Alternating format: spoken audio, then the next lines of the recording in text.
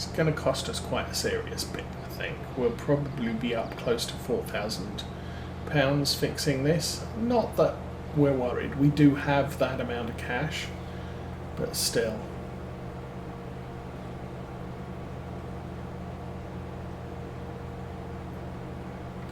I'm going to let this do the inner headland. Actually, I want to see... Oh, no.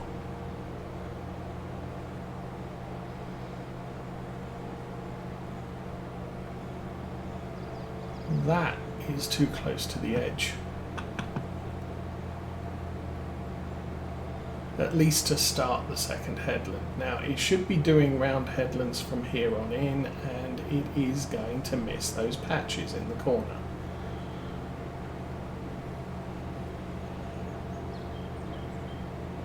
Such is life.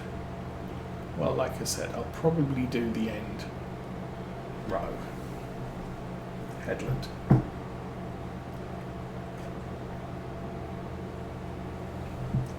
And the weight needs serviced, but frankly, the weight doesn't have issues like tractors do. So,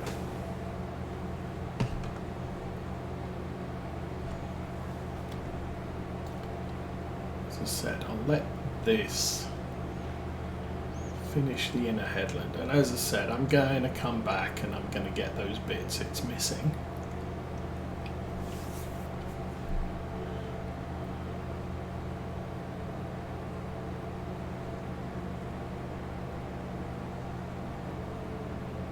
I don't know what the solution is to get 100% field coverage. Obviously, sharp edges is what works. But if your headland, or if your hedges are too close to the headlands, then that's never gonna work. Anyway, we will kill that any second now.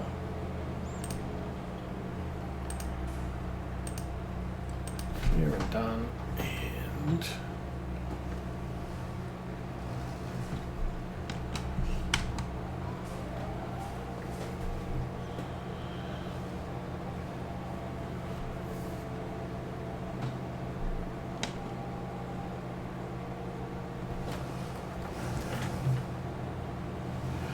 I think, yeah, as time goes on, we are going to try and get newer equipment. At the moment, I'm still trying to fill out the roster.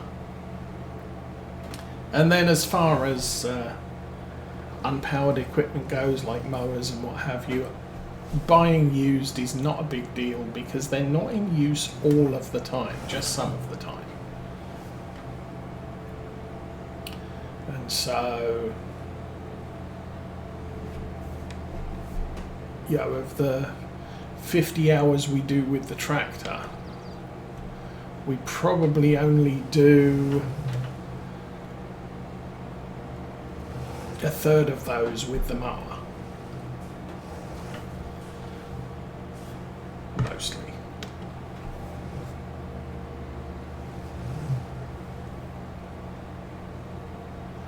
So round corners also not the greatest of things.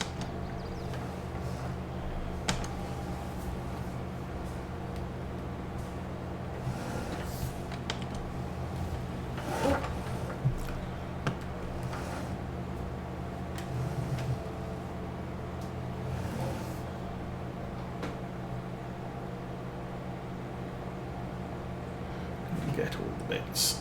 There we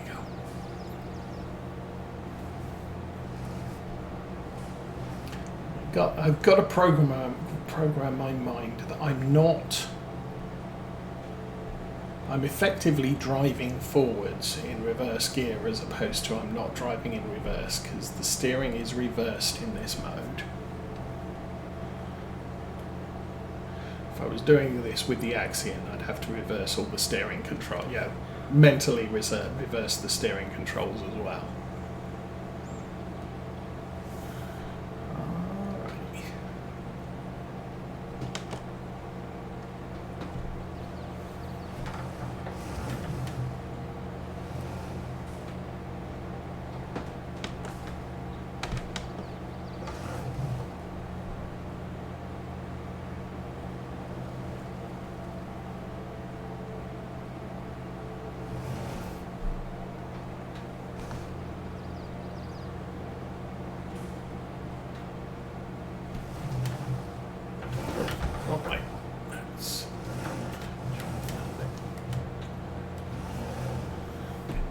to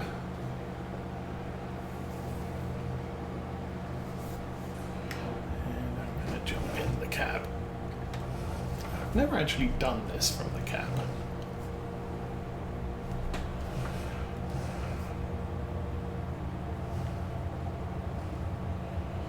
It's not exactly easy because of all the dust that gets kicked up by the mower.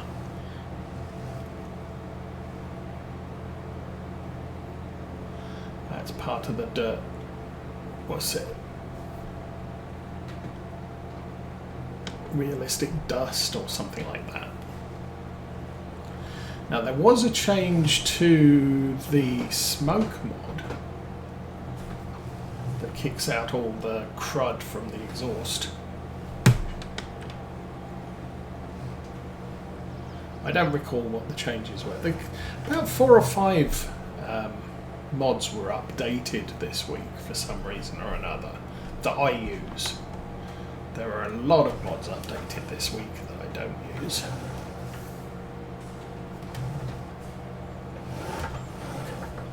Let's turn that way, turn back.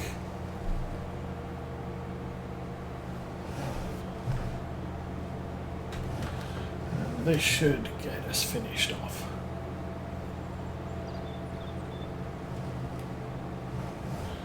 Might actually be possible to set this off to drive to the store, but I think I'm going to supervise that.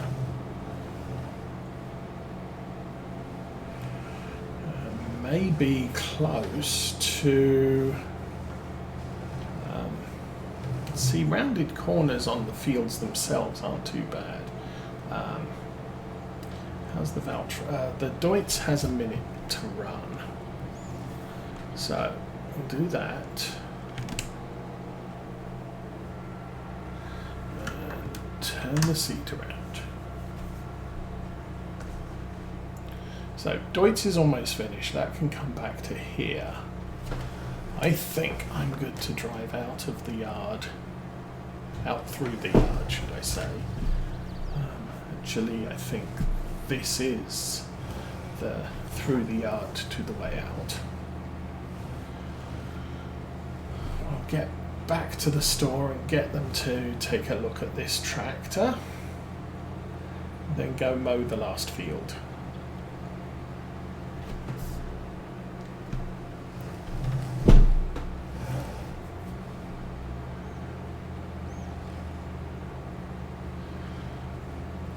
Now the advantage with the windrowing obviously is I can get a worker to windrow a field much faster than I can collect the hay on the field.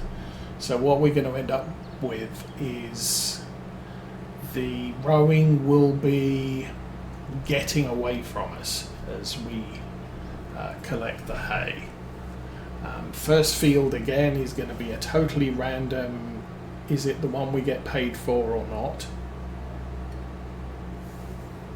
But once we know which field is being credited, I'll go and row that field if it's not the one that we've already done and collected for. But with 6 fields, we're probably going to completely deliver at least 2 or no, all of them before we finish collecting the 3rd one. And then all of the rest of the hay will be bonus hay for us. That's about 3,000 for the car.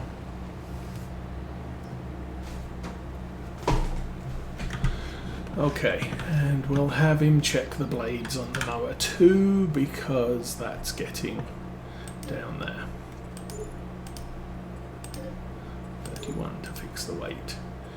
Yeah, nearly 5,000 for that. Oh, so expensive.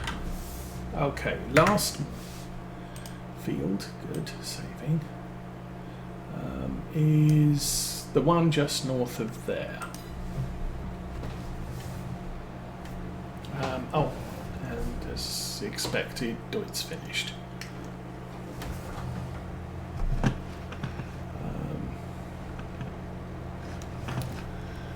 it looks like I'm going to take a drive around this field just to see how well the rounded edges is with the tedder. This looks like it's coped very well, although this field is fairly rounded. I think there's only 2 square corners in it. How does this? This does not look quite right.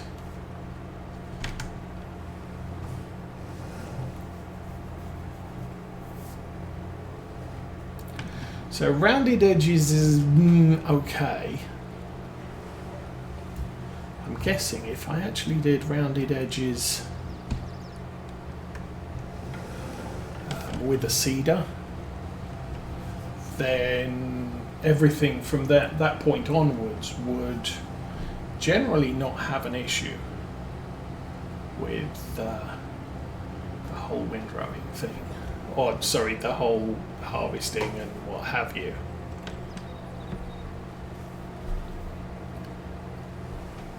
So if I did the let's do the grass, that's handy, and you know, just ploughed it up,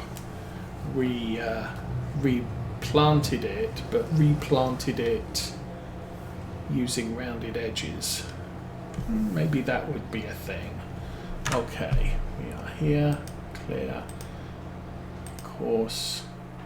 So rounded edges kind of worked but didn't.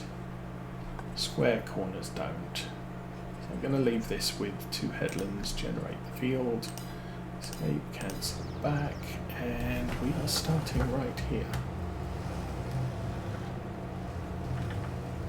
So again, Cavalier Roy's rather useful cut-throughs between grass fields. I didn't notice it with the last one. Okay, now I can get the tractor out of everybody's way and we'll go and manually cut this field. I can find it. It's not number 32.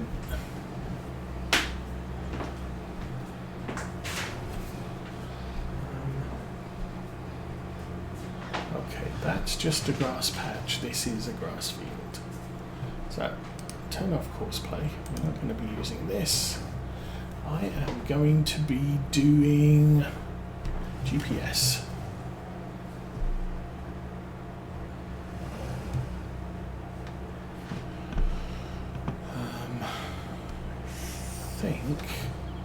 Oh, of course. I need to be facing the other way. Because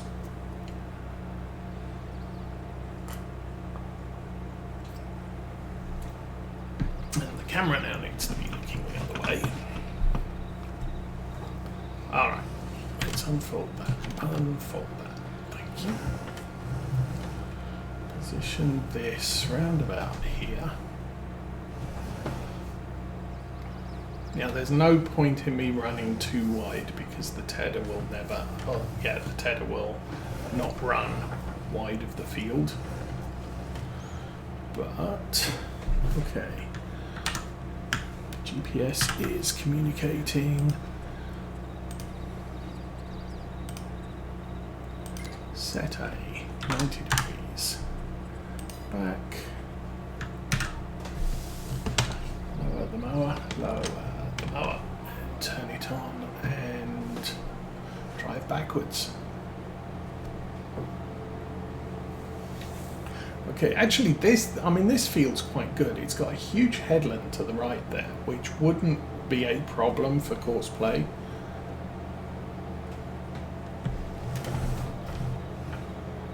I kind of wonder how much I could ease things off by just making the fixed grass wider. I think courseplay does detect the edge of a field, or you can plot it yourself. Okay. Sorry. Brain fade trying to figure out which gear I want this in. Forward or reverse. surface. That's done, so that's good. We'll re-engage cruise and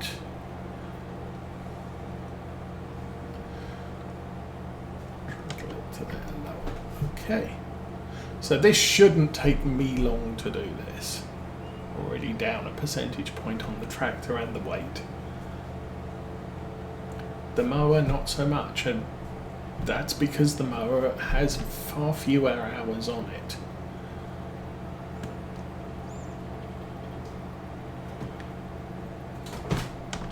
Oops. A little bit further than I wanted to go, and again, big headland here.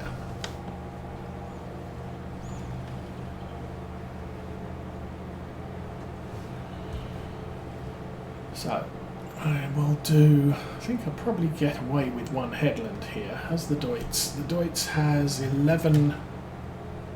minutes, just over 11 minutes to run.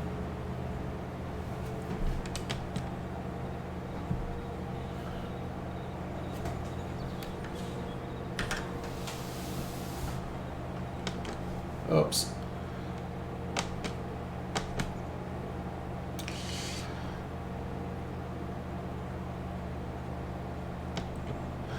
Kind of didn't want to cut the grass on the headland because it's just going to stay there unless I make a solid effort to pick it up.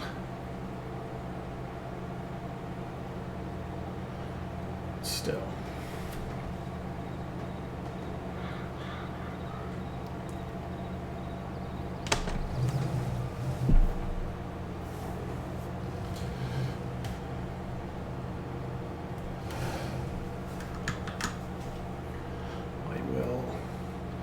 Do my usual alternate row thing.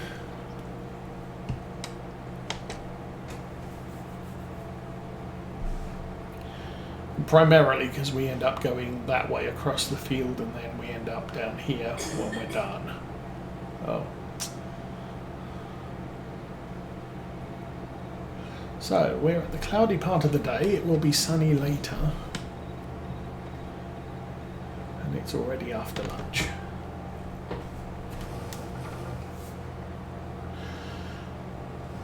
So we've had a cool but dry week so far this week. I believe there was claims that it would rain from Wednesday. As it is, we've had no rain until last night. I think 8 o'clock was the latest weather report that said it was going to rain. But it's only supposed to rain till this evening and then be done. But temperatures have definitely turned. We're constantly below 70 degrees. Occasionally in the 50s.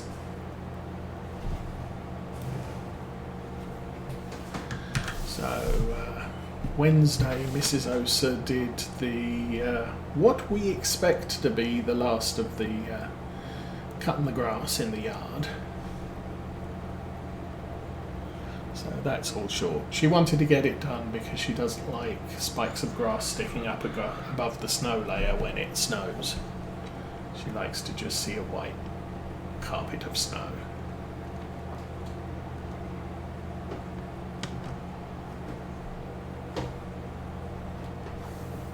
I'm not quite so fussy on that account.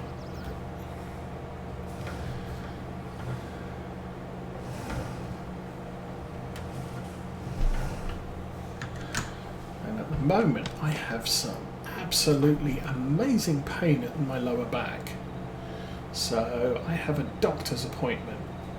Wasn't scheduled, it's a sort of annual follow-up I think, but I'm going to be talking about my excruciating pain. Frequent, 2 or 3, actually 3 or 4 days this week, I've needed to have a lidocaine patch on my back because the pain is that bad, and in some cases I can barely walk. So I guess we'll go and figure that out.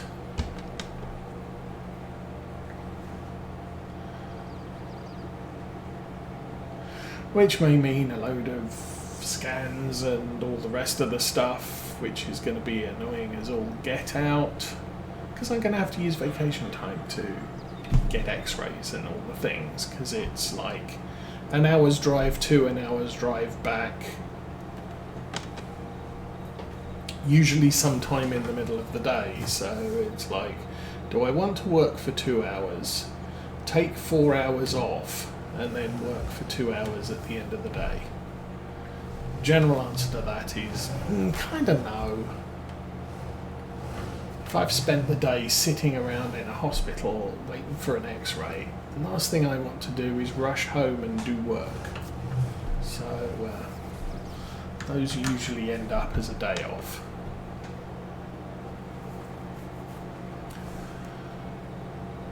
But yeah, we'll see what comes of that.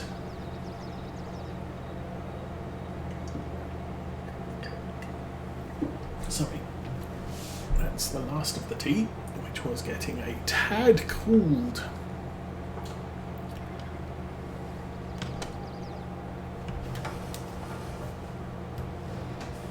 And 4 minutes on the doits.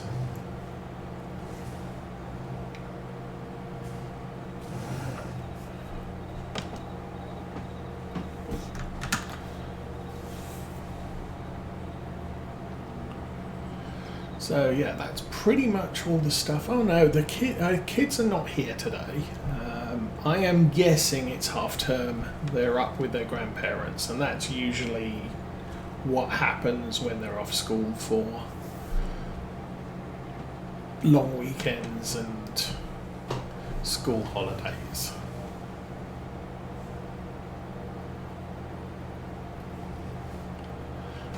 They should be back with us next week.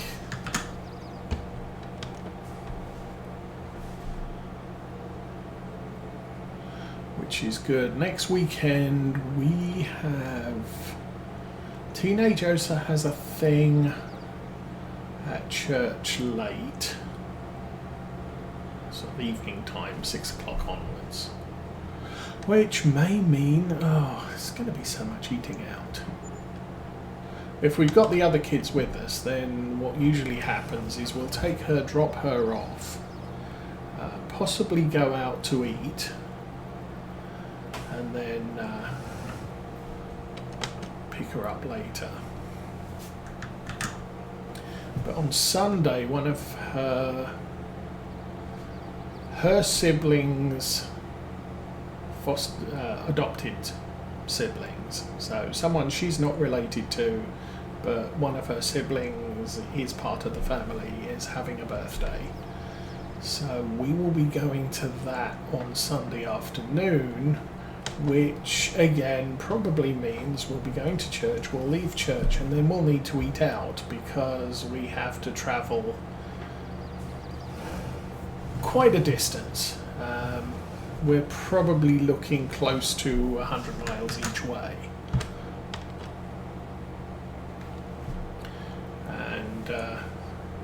So leaving church, eating, and then getting there is going to be what I usually like to do in those situations when you have you need to be here, or the thing starts at 3 o'clock. I want to be fairly close by eating because it's a children's party. There's not going to be serious food there. At least we don't expect there to be.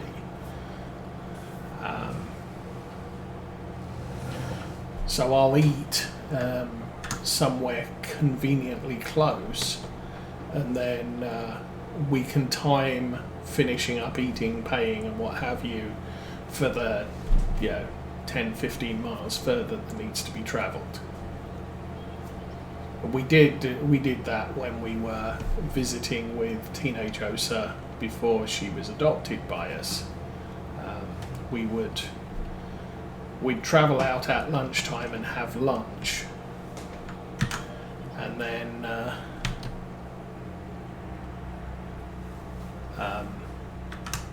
meet up in the afternoon at an ice cream parlour. Going to fold up? Thank you.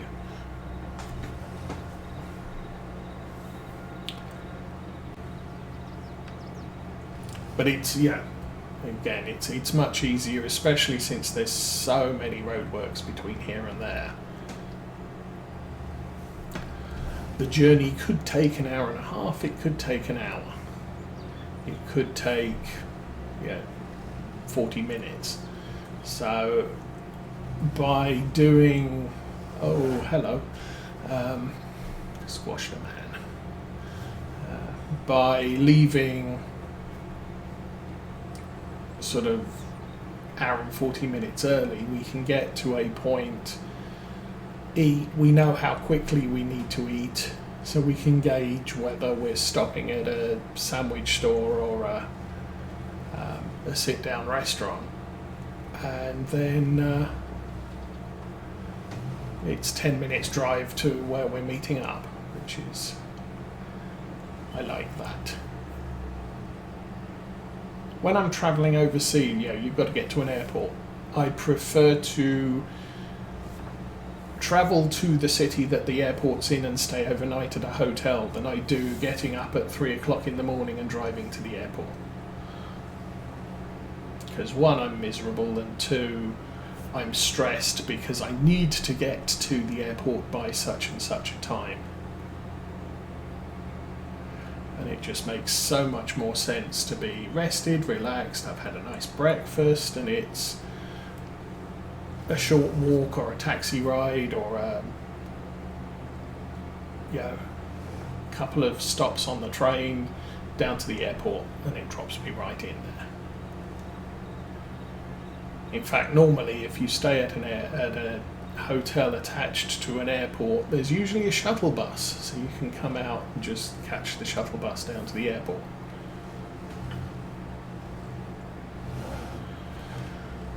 Okay, the Deutz is done, so I'm going to hitch up. I'll probably clean the mower off, and then I'll hitch up the rower. Get that started. We'll then transfer the Deutz over to the last field that we did. Start that rowing, or tedding, and then we'll come back to the class and get the hay started to collect. Whee! Okay. Yeah, this mower is filthy.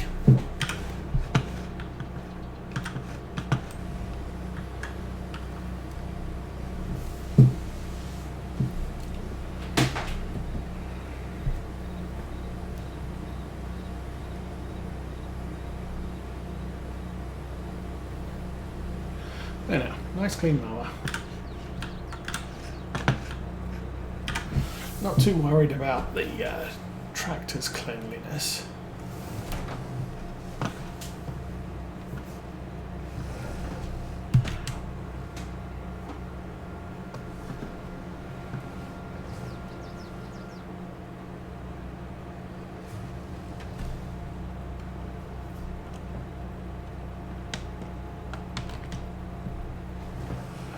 Okay.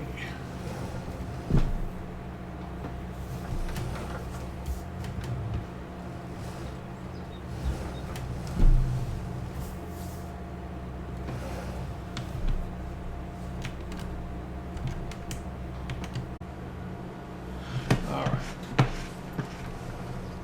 So how are we doing? 95%. The row